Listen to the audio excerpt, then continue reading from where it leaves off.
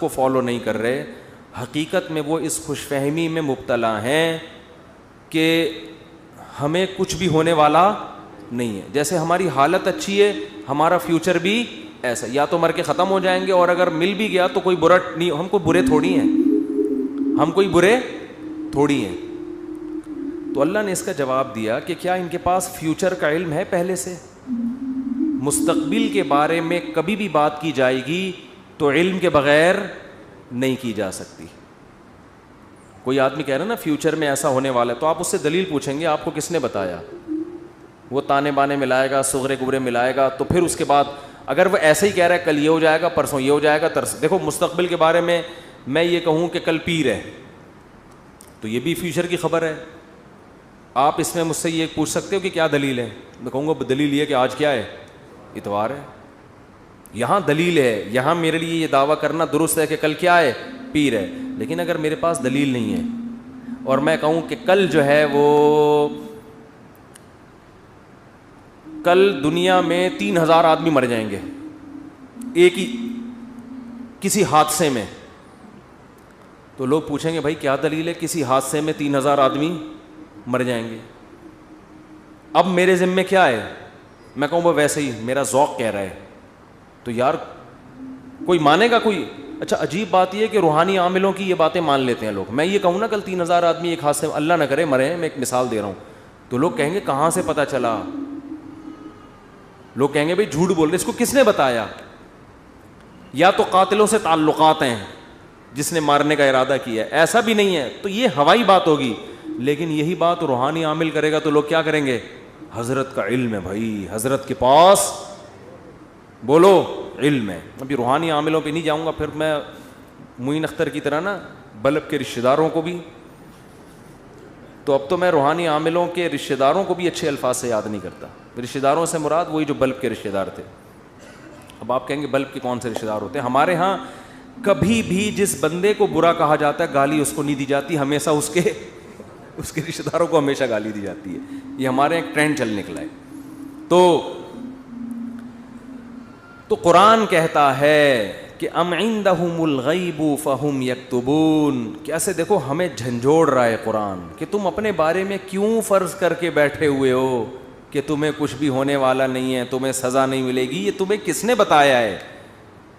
فاصبر لحکم ربک ولا تکن کصاحب الحوت. جب نبی یہ مطالبے کرتے تھے تو پھر بھی آگے سے کوئی رسپانس نہیں ملتا تو انسان کو بے انتہا تکلیف ہوتی ہے کہ کن پتھر دل لوگوں سے واسطہ پڑا ہے. تو قرآن کہتا ہے فاصبر, اے نبی آپ کیا کرو؟ صبر کرو. ولا تکن کصاحب الحوت, مچھلی والے یونس کی طرح جلباز مت بنو. حضرت یونس علیہ السلام کی قوم نے بھی یہی سلوک کیا, لیکن یونس علیہ السلام چاہتے تھے جلدی سے فیصلہ ہو اور اپنی قوم کو چھوڑ کے نکل گئے. تو اللہ نے اس پہ آپ کی تنبیہ کی, تو آپ بھی اے نبی جلد بازی مت کریں. تو یہ نبی کے ذریعے سے ہمیں بھی بتایا جا رہا ہے کہ آپ حق کی دعوت دیتے رہیں, اور یہ نہ دیکھیں کہ یہ جو اللہ کے نافرمان لوگ ہیں, جو حق کو نہیں ماننے والے لوگ, وہ پھر بھی پھل پھول رہے ہیں. اس ٹینشن میں مت آؤ, کیونکہ اللہ انصاف کرتا ہے مگر اس میں دیر ہوتی ہے, اندھیر نہیں ہوتی. وہ لے گا انتقام, ان کو اپنے حال پہ چھوڑ دو. یہ اللہ کی حکمت اسی کا تقاضا کرتی ہے, چھوڑ دیا جائے اپنے حال پہ. آج جو اہل حق ہے نا ان کو بہت تکلیف ہوتی ہے کہ جب یہ ہم صحیح بات کر رہے ہیں لیکن آگے جواب جو مل رہا ہے وہ کیا مل رہا ہے؟ الٹا, کوئی مان کے نہیں دے رہا. تو اللہ فرماتے ہیں وَلَا تَكُنْ كَصَاحِبِ الْحُوتِ إِذْ نَادَى وَهُوَ مَكْظُومٌ. یونس علیہ السلام نے جلبازی کی اور بالآخر اللہ کی طرف سے ان کو دنیا میں تنبیہ ہوئی ہے, سزا ملی ہے. اور وہ سزا کیا ملی؟ اذ نادا وہو مخزوم, مچھلی کے پیٹ میں گئے, غم سے گھٹ رہے تھے اور اللہ کو پکارا. فنادا فی الظلمات اللہ الہ الا انت سبحانک انی کنت من الظالمین. اے اللہ تیرے سوا کوئی عبادت کے لائق نہیں. غلطی کس کی ہے؟ میری غلطی ہے, میں نے اپنی جان پہ ظلم کیا. تو اللہ نے کیا کیا؟ مچھلی کے پیٹ سے نکال لیا. دیکھو یونس علیہ السلام نے اللہ کے حکم پہ کتنا عرصہ تبلیغ کی, قوم نے نالائقی کی, پھر بھی نہیں مانے. سزا بجائے قوم کو ملنے کے کس کو مل رہی ہے؟ بولتے کیوں نہیں؟ الٹا حضرت یونس علیہ السلام کو مل رہی ہے سزا. تو اب آپ بتاؤ کیسا پیغمبروں کا صبر کا پیمانہ ہے. ایسے موقع پہ بھی اللہ کے خلاف کوئی شکایت زبان سے بولو نہیں نکالا. کیوں؟ اللہ یونس علیہ السلام کے عمل میں ہمیں بتا رہے ہیں کہ دینداری کا یہ مطلب نہیں ہے کہ تم اچھے بنو گے تو اللہ کی نوازشیں آنا شروع ہو جائیں گی. دینداری کا مطلب یہ کہ جو اللہ کا کام ہے وہ اس کو کرنے دو. تمہارا کام ہے عاجزی انکساری, بس میں ہی غلط, صحیح ہو کے بھی کون غلط؟ میں غلط. ہمیشہ غلطی کس کی کھاتے میں ڈالنی ہے؟ بولتے کیوں نہیں؟ دیکھو ہم نماز پڑھتے ہیں, نماز کے بعد 3 دفعہ استغفر اللہ پڑھتے ہیں, تو کیا کسی نامحرم کو دیکھا ہوتا ہے ہم نے نماز میں؟ بولتے کیوں نہیں؟ تو کوئی تک بنتا ہے استغفر اللہ کا؟ یا ہم نے کوئی جرم کیا ہے, نماز پڑھی اور کیا کہلوایا جا رہا ہے؟ استغفر اللہ استغفر اللہ. بھائی اگر استغفر اللہ پڑھنا تھا تو یہ نماز پڑھی کیوں کہ تم نے؟ ہمیں یہ بتایا جا رہا ہے کہ تم نیکی کر کے بھی کیا سمجھو جیسے تم نے گناہ کیا ہے. کیسے گناہ؟ نماز گناہ نہیں ہے بھائی. تم یہ کہو اے اللہ جس طرح سے پڑھنی چاہیے تھی اس طرح سے نہیں پڑھی میں نے, تو نیکی کر کے بھی کہا جا رہا ہے کہ ہم غلط ہیں. ہم نے اللہ جو پڑھنی تو ہمیں معاف کر دے, ہم سے نہیں ہوئی صحیح, ہم سے کام کیا ہو گیا؟ غلط ہو گیا. مجھے یاد ہے 25-30 سال پرانا قصہ ہے, چھوٹا بچہ تھا میں اس وقت. ایک تبلیغی جماعت میں نا ایک صاحب کے سال پہ سال لگ رہے تھے, پوری دنیا میں وہ ان کے سفر ہوئے, بڑا انہوں نے وقف کیا ہوا تھا اپنے آپ کو تبلیغی جماعت کے لیے. تو میرا ان سے ٹاکرا ہو گیا. وہ مجھے سمجھانے لگے جماعت میں نکلو سیرو سے, جیسے تبلیغ والے کرتے ہیں. اب مجھے پتا تھا یہ بہت ہی پرانے کھیڑو ہیں اور ان کی تو زندگیاں گزر گئی ہیں اس کام میں. میں نے کہا ماشاء اللہ اللہ نے آپ سے بڑا کام لیا ہے تبلیغ کا. کہتے ہیں میں نے بہت بگاڑا ہے تبلیغ کے کام کو. کہہ رہے ہیں ہم تو کام بنانے والے نہیں, کس میں ہم تو بگاڑنے. کہہ رہے ہیں میں تو بگاڑ ہی رہا ہوں جب سے. مجھے ان کا یہ اسٹائل بہت اچھا لگا. یعنی اپنے آپ کو کہہ رہے ہیں کہ تبلیغی جماعت میں اگر کوئی خرابی ہے تو وہ کس کی وجہ سے ہے؟ بولو. وہ اپنے بارے میں کہہ رہے ہیں وہ کس کی وجہ سے؟ مجھے نہیں کہہ رہے تھے, اپنے بارے میں کہہ رہے تھے. وہ کس کی وجہ سے؟ میری وجہ سے. کہہ رہے ہیں ہم کام بنانے والے نہیں بلکہ بگاڑنے والے ہیں. اب کوئی فسادی ہوتا تو کہتا ہے جب بگاڑنے والا تو کر کیوں رہا ہے پھر ہمیں؟ یہ تو اس نے خود کہا ہے, اپنی زبان سے بولا ہے کہ ہم بگاڑنے والے ہیں. یوٹیوب پہ کلپ ڈالتا ہے, یہ دیکھو خود. تو مجھے ان کی یہ تواضع پسند آئی. میں نے کہا دیکھو یہ بیچارہ صبح و شام اس کام میں لگا رہتا ہے, مگر یہ کہہ رہا ہے جو تبلیغ کا کام پھیل رہا ہے اس میں جو برکتیں ہو رہی ہیں وہ میرے علاوہ لوگوں کی وجہ سے ہو رہی ہیں, اور جو خرابی آ رہی ہیں وہ کس وجہ سے ہو رہی ہیں؟ وہ ساری میری وجہ سے ہو رہی ہیں. تو آج مارکیٹ میں یہ چیز کیا ہے؟ شارٹ. ہر اچھا کام میں نے کیا, برا کام ستار بھائی نے کیا. ستار بھائی نہ ملے کہیں مجھے. ایک دن ایک فون آیا, میں نے فون اٹھایا, کون؟ کہہ رہے ستار بھائی بات کر رہا ہوں. ارے میں نے کہا بیٹا یہ مجھے نہیں چھوڑے گا, یہ کہے گا مفتی صاحب بہت تم نے جو ہے نا, لیکن وہ شکر ہے ایسی کوئی بات تھی نہیں. تو جنات کا دیکھ لو, قرآن مجید میں آتا ہے کہ جب نبی صلی اللہ علیہ وسلم نے تبلیغ کا کام شروع کیا نا تو جنات بھی کی ایک جماعت نے نبی کے قرآن کی تلاوت سنی اور جا کے اپنی قوم کو انہوں نے تبلیغ کرنا شروع کی. تو تبلیغ کا انداز دیکھو جنات کا, کیونکہ ہدایت مل گئی تھی ان کو, مسلمان ہو گئے تھے. تو تبلیغ کیسے کر رہے ہیں کہ بھئی دیکھو دنیا میں کوئی بڑا کام ہوا ہے, ہمارا آسمانوں پہ داخلہ بند ہو گیا, انا لا ندری ہمیں نہیں پتا, اشر ارید بمن فی الارض کہ جو اللہ نے محمد صلی اللہ علیہ وسلم کو دنیا میں بھیجا اور شیاطین کا اوپر جانے کا سیٹ اپ بند کر دیا, ہمیں نہیں پتا کہ زمین والوں کے ساتھ شر کا ارادہ, کیونکہ بعض دفعہ اللہ پیغمبروں کو بھیجتے ہیں حجت تمام کرنے کے لیے تاکہ حجت تمام ہو اور پوری قوم کو تباہ کر دیں, تو شر بھی ہوتا ہے نا اس میں. کہہ رہے ہیں انا لا ندری ہمیں نہیں پتا, اشر ارید بمن فی الارض کہ جو لوگ زمین میں رہتے ہیں ان کے ساتھ برائی کا ارادہ کیا گیا ہے, ام اراد بہم ربہم رشدا یا ان کے رب نے ان کے ساتھ بھلائی کا ارادہ کیا ہے. اسٹائل نہیں سمجھ میں آیا میرا خیال ہے. دیکھو جملہ یہ ہونا چاہیے تھا کہ ہمیں نہیں پتا یہ جو کچھ ہو رہا ہے, ہمیں نہیں پتا کہ رب نے ان کے ساتھ برا چاہا ہے یا اچھا چاہا ہے. اصل میں تو یہ ہونا چاہیے نا. لیکن جنات کیا کہہ رہے ہیں, آج کل تو انسان اتنے سمجھدار نہیں ہے جتنے اس زمانے کے جنات سمجھدار تھے یار. جنات یہ نہیں کہہ رہے کہ ہمیں نہیں پتا کہ اللہ نے انسانوں کے ساتھ برائی کا ارادہ کیا ہے یا اچھائی کا. یا تو یہ کہنا چاہیے تھا, یا جنات کو بالکل اس کے الٹ کہنا چاہیے تھا کہ ہمیں نہیں پتا کہ زمین والوں کے ساتھ برائی کا ارادہ کیا گیا ہے. کر کون رہا ہے یہ نام نہیں لے رہے, ہم ہائی لائٹ نہیں کر رہے. انسانوں کے ساتھ برائی کا ارادہ کیا گیا ہے یا اچھائی کا ارادہ کیا گیا. دونوں پیسو وائس ہوتے ہیں. ایکٹیو پیسے کا فرق تو پتا ہوگا نا بھائی, اس نے مارا ہے وہ مارا گیا ہے. جب ہم کہتے ہیں ہی از کلڈ, وہ مارا گیا ہے, تو مارنے والے کو ہم شو نہیں کر رہے ہوتے. فاعل کا نہیں پتا ہوتا, سبجیکٹ کا نہیں پتا ہوتا کہ مارنے والا ہے کون. سمجھ میں نہیں آ رہی. تو قرآن کہہ رہا ہے ہونا یہ چاہیے تھا کہ جنات یا تو شر اور خیر کا ارادہ کرنے والے کا نام نہ بتاتے کہ کون ارادہ کر رہا ہے, بلکہ دونوں کو پیسو وائس میں لاتے کہ ہمیں نہیں پتا کہ زمین والوں کے ساتھ برائی کا ارادہ کیا گیا یا اچھائی کا ارادہ کیا گیا. یا تو یوں کہتے, اور اگر سبجیکٹ کا ذکر کرتے تو یوں کہتے ہمیں نہیں پتا کہ رب نے زمین والوں کے ساتھ برائی کا ارادہ کیا ہے یا اچھائی کا ارادہ کیا ہے. لیکن جنات اتنے ہوشیار, جب اچھائی کا تذکرہ آیا تو رب کا تذکرہ کیا, برائی کا آیا تو سبجیکٹ کو کیا کر دیا, حذف.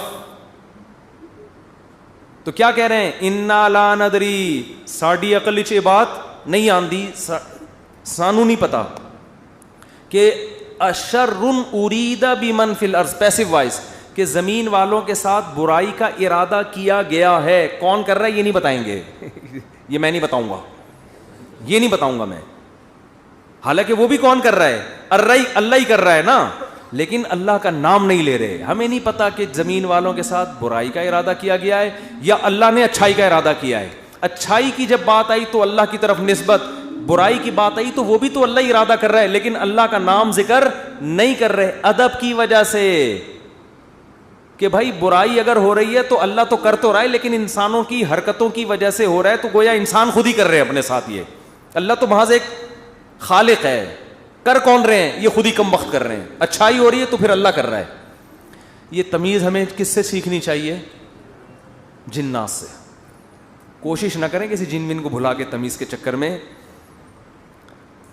ایسا نہ ہو کہ مارکیٹ سے بالکل شارٹ ہو جائیں. تو اس سے ہمیں یہ پتہ چلا کہ اسلام میں بڑے کا احترام ہے. بعض چیزیں حقیقت پر مبنی ہوتی ہیں مگر اس کو زبان سے ادا نہیں کیا جاتا. تو جیسے اللہ کی تعظیم ہے ایسے ہی بڑوں کی بھی تعظیم ہے.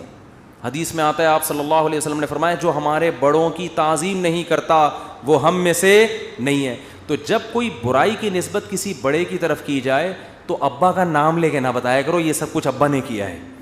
بولو بھائی یہ ہمارے گھر میں ہوا ہے, ٹھیک ہے نا, یہ ہمارے گھر میں. بولتے کیوں نہیں؟ مثال کے طور پر اس دن ابا ایسے پھل لے کر آئے جس کی وجہ سے بچوں کو ڈائریا ہو گیا. اتفاق سے اس دن ابا سڑے ہوئے پھل لے آئے سستے کے چکر میں. ابا ایسے کام کرتے رہتے ہیں مارکیٹ میں. اب بچے لیٹے ہوئے ہیں تو اب بیگم کو چاہیے یہ نہ کہے کہ انہوں نے ڈائریا پھیلایا ہے, بلکہ کہے ہمارے گھر میں ڈائریا پھیل گیا ہے. ٹھیک ہے نا, وہ ابا خود ہی سمجھ جائے گا کس نے کیا ہے یہ کام. پھل کی طرف نسبت کرتے ہیں, ان پھلوں نے بیمار کیا ہے. نسبت بولو, بچے بھی یہ نہ کہیں ہمارے ابا نے ہمیں بیمار کیا ہے, بلکہ بچے یہ کہیں ان پھلوں نے ہمیں, بلکہ پھل سے ابا سمجھ جائیں گے اصل میں مجھے چھیڑ رہے ہیں, بس ابا ہو گئے بیمار. آج کل ادب تمیز مارکیٹ سے بالکل شارٹ. ایک آدمی کو کرونا ہوا, اس کے بعد اس کی بیوی کو بھی ہو گیا. مجھے بار بار آ کے بتا رہے میری بیوی کہہ رہی آپ کی وجہ سے ہوا ہے مجھے بھی. اب دیکھو اس آدمی کو تو ٹینشن ہوگی نا یار, وہ ہو گیا اللہ کی طرف سے ہو گیا, نہیں پہلے آپ کو ہوا تھا تو آپ کی وجہ سے کس کو ہوا ہے, مجھے. اسی طرح اب شوہر بھی بیوی پہ بلی ڈال سکتا ہے, تمہیں ہوا تھا تمہاری وجہ سے مجھے ہوا ہے. بھائی کس کی وجہ سے ہوا ہے, بس اللہ کی قدرت ہے, ہو گیا. چھوڑو وہ کون گلے ملا تھا آپ سے, کس نے آپ کی طرف منہ کر کے چھینکا تھا. ہم ایسے بہت سے لوگوں کو جانتے ہیں جو ٹی بی کے مریضوں کے ساتھ چپک کے انہوں نے زندگی گزاری, خدمت کی, مگر ان کو ٹی بی نہیں ہوئی, اور 2 گھر چھوڑ کے جو بندہ بیٹھا ہوا تھا اس کو ہو گیا. تو آج کل نا یہ تمیز مارکیٹ سے شارٹ ہو رہی ہے. بڑے چھوٹے کا ادب کیا ہو رہا ہے, ختم, فوراً بلی ڈال دیتے ہیں اس نے کیا یہ. تو اگر کیا بھی ہو بھائی نسبت مت کرو, تقدیر کا حصہ, بھائی ہو گیا ہمارے ساتھ. قرآن دیکھو ابراہیم علیہ السلام کیا کہتے ہیں؟ وَإِذَا مَرِضْتُ فَهُوَ يَشْفِينِ. کیا خاندانی کلام ہے یار. حضرت ابراہیم کہہ رہے ہیں جب میں بیمار ہوتا ہوں اللہ مجھے شفا دیتا ہے. حالانکہ بیمار کون کرتا ہے؟ وہ بھی تو اللہ ہی کر رہا ہے نا. تو کہنا تو یہ چاہیے تھا کہ اللہ ہی بیمار کر کے اللہ ہی مجھے ٹھیک کر دیتا ہے. تو سوال ہے اس میں اللہ کی تعریف کی کیا ضرورت ہے؟ بیمار بھی تو اسی نے کیا تھا. لیکن اللہ کی حمد و ثنا کر رہے ہیں, بیمار تو میں ہو جاتا ہوں, شفا کون دیتا ہے؟ اللہ. تو یہ ادب تمیز سکھایا جا رہا ہے کہ انسان کے بچے بن کے زندگی گزارو, بڑے چھوٹے کا ادب کرو. القابات بھی بڑے چھوٹے کے لیے الگ الگ ہونے چاہیے. تو خیر قرآن کیا کہتا ہے؟ اے نبی فاصبر, آپ نے کیا کرنا ہے؟ صبر کرنا ہے. تو ہمیں بھی ترغیب دی جا رہی ہے کہ ہم یہ نہ سمجھیں کہ ادھر ہم دعوت دیں گے ادھر فوراً لوگ ہماری دعوت پر لبیک کہیں گے. جس کو جو بات سمجھائیں گے 2 منٹ میں اس کی سمجھ میں وہ بات آ جائے گی اور وہ بالکل ہمارے نظریات کے مطابق ہو جائے گا, اور اس طرح ہم ہنسی خوشی زندگی گزاریں گے. لوگ یہی کہتے ہیں, پھٹے اسی پہ ہوتے ہیں نا. باپ کہہ رہا ہو یار میں بیٹے کو سمجھا رہا ہوں, کمبخت کی سمجھ میں ہی نہیں آ رہا. بیٹا کہتے ہیں ہم ابا کو سمجھاتے ہیں, ابا کی سمجھ میں نہیں آ رہا. شوہر بیوی کو سمجھا رہا ہے, اس کی کھوپڑی میں نہیں آ رہا. بیوی شوہر کو سمجھا رہی ہے, اس کی کھوپڑی میں نہیں. اپوزیشن حکومت کو سمجھا رہی ہے, حکومت کی سمجھ میں نہیں آ رہا. حکومت اپوزیشن کو سمجھا رہی ہے, اپوزیشن کی سمجھ میں نہیں آ رہا. تو اگر دنیا میں جو بات سمجھائی جائے, میں کب سے کیا کیا سمجھا رہا ہوں سمجھ میں آ رہا ہے؟ کب سے کیا کیا سمجھا رہا ہوں سمجھ میں نہیں آ رہا. تو اگر ایسا ہی دنیا میں نظام ہو جائے کہ ادھر سمجھایا ادھر سمجھ میں آ گیا تو سب ہنسی خوشی زندگی گزارنا شروع ہو جائیں گے. وہ ایک شاعر ہے ہندوستان کا, ان کا نام ذہن سے نکل گیا, طراز کر کے آتا ہے, پتہ نہیں ایچ ایم طراز ہے, کچھ ایم طراز کر کے آتا ہے, بڑے زبردست شاعر ہیں. میں نے جب ان کی ایک دفعہ شاعری سنی نا تو مجھے بڑا, اس لیے نہیں کہ مجھے نہیں پتہ کیسے آدمی, اچھا ہی ہوں گے, لیکن مجھے اردو سے لگاؤ ہے, محبت ہے. تو ہندوستان کے شاعروں میں بڑی زبردست شاعری ہے اردو کی نا. تو میں نے جب اس بندے کی شاعری سنی میں نے کہا یار یہ 2014 کی بات ہے. میں نے کہا اس بندے سے ملاقات کا دل چاہتا ہے, اس نے اردو پہ بڑی محنت کی ہے. تو اللہ کی قدرت, یہ جو عمرہ ہے نا, عمرہ یہ مسلمانوں کے لیے بہت بڑا ایک ذریعہ ہے آپس میں کمیونیکیشن کے لیے. یہ میں نے انگریزوں کی کتاب میں یہ بات پڑھی ہے, گوروں نے لکھا ہے کہ مسلمان سائنسدان جو بہت بڑے بڑے حکیم بنے نا, جنہوں نے جڑی بوٹیوں پہ ریسرچ کی, اس کی ایک بہت بڑی وجہ مسلمانوں کا حج ہے. کیونکہ حج کرنے کے لیے کہاں کہاں سے, ساؤتھ افریقہ سے اور کہاں کہاں سے دنیا سے لوگ آتے تھے. وہ پیدل جنگلوں سے گزرتے اور اس میں جڑی بوٹیوں پہ تحقیق کرتے تھے. آپ ذرا حکیموں کی, پرانے حکیموں کی کتابیں پڑھیں نا, ایسے ایسے جڑی بوٹیوں کے خواص لکھے ہیں, آدمی کہتے ہیں انہوں نے ان کو یہ پتہ کہاں سے چلی. تو وہی حج اور عمرے سے جو مسلمانوں کے سفر ہوئے ہیں, پھر مختلف ملکوں کے لوگ آ کے عمرے میں ایک دوسرے سے ملتے ہیں, ایک دوسرے کی تہذیبیں سیکھتے ہیں, سکھاتے ہیں. یہ مسلمانوں کے لیے یہ بہت بڑا ایک ذریعہ بنا ہے. یہ بیت اللہ جو ہے نا, یہ مسلمانوں کو آپس میں کنیکٹ کرنے کا صدیوں سے ایک بہت بڑا ذریعہ ہے. یہاں کے ترکی, پاکستانی, انڈونیشیا سب آ کے کیا ہوتے تھے, مل جاتے ہیں. تو میری خواہش تھی, میں نے کہا یار کبھی ان سے سلام دعا ہو جائے تو اچھا ہے, خوشی ہوگی. تو وہ میں نے ویسے ہی انڈیا کے کچھ لڑکے بیٹھے ہوئے تھے, بیت اللہ میں عمرہ کیا ہم نے. میں نے کہا یار وہ ایک شاعر ہے, انہوں نے کہا اتفاق سے عمرہ کرنے آیا ہوا ہے. میں نے کہا میری ملاقات کرا دو. تو مجھے نہیں پتا تھا وہ مجھے جانتے ہیں. تو جب ملاقات ہوئی انہوں نے کہا میں تو آپ سے خود بہت دنوں سے ملنے کا مشتاق, آپ کے بیان سنے بڑا مزہ آتا ہے. اس وقت میرے آڈیو بیان ہوتے تھے. تو بات کیا کر رہا تھا میں, تو ان کا ایک شعر تھا, شعر ہی بھول گیا. شعر کا ایک جملہ مجھے یاد ہے, کیونکہ ہم ہر چیز آدھی یاد کرتے ہیں نا, وہ ابتدائی عشق میں دل ہوا یوں خراب آدھا والا شعر کی وجہ سے.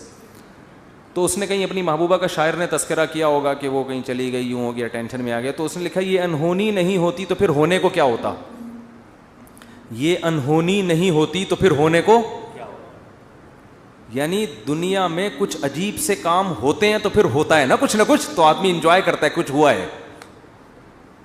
یعنی اگر شاعر کا تخیل بیان کر رہا ہوں, ایسا نا آپ اس شاعر کو کہیں کون سی معشوقہ تھی تمہاری مارکیٹ سے شارٹ ہو گئی, مفتی صاحب نے ہمیں بتایا, شاید ہم پولیس بھیج کے. وہ شاعروں کا کلام کا کچھ بھی مطلب نکالا جا سکتا ہے. محبوبہ کے بجائے کچھ وسیم بھائی کو ڈال دو, ستار بھائی کو ڈال دو, وہ ٹینشن نہیں ہے. تو شاعر کے کلام کو کبھی الفاظ کو نہیں پکڑا جاتا, اس میں ہر آدمی اپنے حساب سے اس کا مفہوم بیان کر رہا ہوتا ہے. تو ہم نے اس کو اپنے حساب سے اس شعر کو لیا کہ دنیا میں کچھ ہونے کے لیے کچھ انہونیوں کا ہونا بولو ضروری ہے. سمجھ رہے ہو, دیکھو بعض لوگ کچھ کر کے موسٹ وانٹیڈ بن جاتے ہیں تو وہ اسی کو انجوائے کرتے ہیں, کہتے ہیں اگر یہ نہ ہوتا تو ہم موسٹ وانٹیڈ, وہ کیا ہے, بدنام جو ہوں گے تو کیا نام نہ ہوگا, نام پیدا کرنے کے لیے بدنام ہونا بھی ضروری ہے. تو اس نے کہا یہ انہونی نہیں ہوتی تو پھر ہونے کو کیا ہوتا. تو میں یہ کہہ رہا ہوں اگر یہ ٹینشنیں دنیا میں نہ ہو تو ہونے کو کچھ ہو ہی نہیں. آپ نے بیگم کو بات سمجھائی, سمجھ گئی, اس نے آپ کو سمجھایا, آپ کی سمجھ میں فوراً آ گیا کہ یہ کیا کہہ رہے. آپ نے اپنے بچے کو ایک دن کچھ سمجھایا, اس کی سمجھ میں فوراً آ گیا. تو گالیاں ہوتی دنیا میں پھر کوئی بلب کے رشتہ داروں کو گالیاں دیتا, بولو نا. تو خیر اور شر کا مقابلہ کیا ہو جاتا, ختم. پیغمبر امتیوں کو سمجھاتے, 2 منٹ میں بات سمجھ میں آتی. نبی آ کے سمجھاتے, بھئی یہ 360 بت پتھر کے بنے ہوئے تم نے رکھے ہوئے ہیں, یہ غلط ہیں. وہ کہتے ہیں او اچھا, یہ تو بالکل صحیح کہا آپ نے, ہم اپنے ہاتھوں سے اپنے خدا کو بناتے ہیں, یہ بننے میں ہمارے محتاج, تو بھلا یہ ہماری مدد کیسے کریں گے. بات تو کلیئر تھی نا 2 اور 2 4 کی طرح, مگر ان کی کھوپڑی میں نہیں آئی ہے. 10,000 کا لشکر لے کے مکہ پہ حملہ ہوا ہے, خون بہے ہیں, لو عورتیں بیوہ ہوئیں, بچے یتیم ہوئے. اتنی سی بات سمجھانے کے لیے 23 سال کی ٹینشن ہے, پھر جا کے بھی سمجھ میں پھر بھی نہیں آئی. پھر مکہ فتح ہوا تو نبی نے بیت اللہ کے اندر 360 بت گرائے اپنے ہاتھوں سے, وہ بھی طاقت کے زور سے سمجھ میں آئی ہے, ورنہ پھر بھی نہیں آئی. اگر یہ حملہ نہ ہوتا تو آج تک 360 بت رکھے ہوئے ہوتے, آپ دلائل میں مناظرہ ہی کر رہے ہوتے, بحث ہی کر رہے ہوتے, کسی کی کھوپڑی میں نہیں آتی بات. تو بھائی اتنی بڑی حقیقت جب بحث سے کسی کی کھوپڑی میں نہیں آئی تو آپ کی بیگم آپ کی فرما بردار کہاں سے بن جائے گی, کیونکہ آگے اس کے پاس بھی دلائل ہوتے ہیں سمجھانے کے لیے. آپ اس کو جب سمجھاؤ گے شوہر کے یہ حقوق ہیں تو کہے گی کہ صرف شوہر ہی کے ہیں, بیوی کے نہیں ہوتے. اب کیا جواب دو گے آپ, اب یا تو 10,000 کا لشکر لے کے سسرال پہ حملہ کرو یہی ہوگا. 10,000 کا لشکر لے کے کیا کرو, سسرال پہ حملہ کرو, اپنے حقوق پاس کرواؤ. ایسا نہیں ہوگا. تو بس یہی ہے کہ آپ نے سمجھایا, نہیں سمجھ میں آیا اس نے سمجھایا, آپ کی سمجھ میں نہیں آئے, ہنسی خوشی زندگی گزارو. بولو یہ انہونی نہیں ہوتی تو پھر ہونے کو کیا ہوتا. تو اس لیے دنیا میں جو بھی ہو رہا ہے نا, اپنی ذمہ داری پوری کرو, اپنا الو سیدھا رکھو. جو اپنی ذمہ داریاں پوری کرو, باقی جو ہو رہا ہے ہونے دو, ٹھیک ہے نا. حکیم الامہ حضرت مولانا اشرف علی تھانوی رحمۃ اللہ علیہ ایک بات بہت زیادہ فرمایا کرتے تھے کہ جو چیز اختیار میں ہے اس میں سستی نہ کرو, جو اختیار میں نہیں ہے اس کی ٹینشن مت لو. اولاد بگڑ گئی, بھائی آپ نے کوشش کی سمجھانے کی, اب کنٹرول میں نہیں ہے, چھوڑ دو یار. ساری زندگی یہی ٹینشن, نہیں لوگ پالتے ہیں ٹینشن, میرا بچہ کیوں نہیں صحیح ہو رہا, میرا بچہ کیوں نہیں صحیح ہو رہا, میرا بچہ کیوں نہیں صحیح ہو رہا. چھوڑ دے یار اس کو اپنے حال پہ, چھوڑ دو اس کو اپنے حال پہ. یہ کیوں نہیں ٹھیک ہو رہا, وہ کیوں نہیں ٹھیک ہو رہا, یہ کیوں نہیں صحیح ہو رہا, عمران خان نے جو وعدے کیے تھے پورے کیوں نہیں ہو رہے. تمہارے اور کم ٹینشن ہے یار. تو اللہ پوچھ لے گا بھائی جو آپ نے وعدے کیے تھے پورے کیے کہ نہیں کیے. تو جو کام اپنی ذمہ داری میں, حتیٰ کہ کسی نے ان سے پوچھا کہ حضرت میرا نماز میں دل نہیں لگتا, خیالات منتشر رہتے ہیں. انہوں نے فرمایا نماز میں دل لگانے کی کوشش کرنا فرض ہے, دل لگنا فرض نہیں ہے. کوشش کرو, لگے ٹھیک ہے, نہیں لگے تو بھی ٹھیک, ہمارے اختیار میں نہیں ہے بھائی. جب نماز میں دل نہ لگنے کے بھی ٹینشن, کیونکہ اللہ نے کبھی ایسی بات پہ اللہ آپ کو نہیں پکڑے گا جو آپ کے اختیار میں نہیں ہے. ہمارے جامعہ دارالفتہ میں حضرت مفتی رشید احمد صاحب کے ایک مرید تھے کیا ہیں ابھی بھی, تو وہ نماز میں ان کو نیند بہت آتی تھی, ویسے جاگتے رہتے تھے, ادھر نیت باندھی سو گئے, ادھر نیت باندھی کھڑے کھڑے سو رہے ہوتے تھے, سردے میں گئے اٹھ ہی نہیں رہے, کونی مار کے اٹھاتے تھے ان کو, اٹھو بھائی, اور ویسے ٹھیک ٹھاک پھر رہے ہیں. وہ تھے بڑے نیک, ان کو فکر تھی یار نماز میں دل لگانا چاہتا ہوں, اور نمازیں بھی ماشاءاللہ بہت پڑھتے تھے, تہجد کے پابند, لیکن جب کھڑے ہوئے سو جاتے تھے. تو ایک دن انہوں نے لکھا کہ حضرت میں ٹینشن میں آ گیا ہوں, میں نماز میں ادھر نیت باندھی اور ادھر آنکھ لگ گئی. تو فرمایا کوئی ٹینشن لینے کی بات نہیں ہے, نماز کا بھی پورا ثواب مل رہا ہے بھائی, نماز کا بھی پورا ثواب اور نیند کے بھی مزے, کیونکہ یہ آپ اپنے اختیار سے یہ نہیں کر رہے, یہ غیر اختیاری ہے. جان کر کوئی خراٹے لے رہا ہے نا کم بخت نماز میں, کھڑا ہوا ہے اور آنکھیں بند کر کے کوشش کر رہا ہے کہ میں سو جاؤں.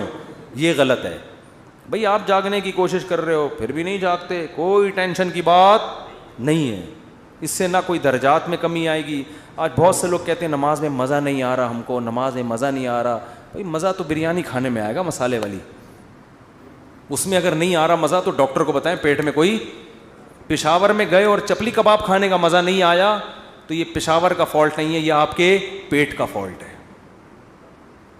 آپ چائے کے عادی ہو, آپ کوئٹہ اور چمن میں بھی آپ کو چائے پینے میں مزہ نہیں آیا تو چائے کا فالٹ نہیں ہے, آپ کو غلط چائے پینے کی عادت پڑ گئی ہے.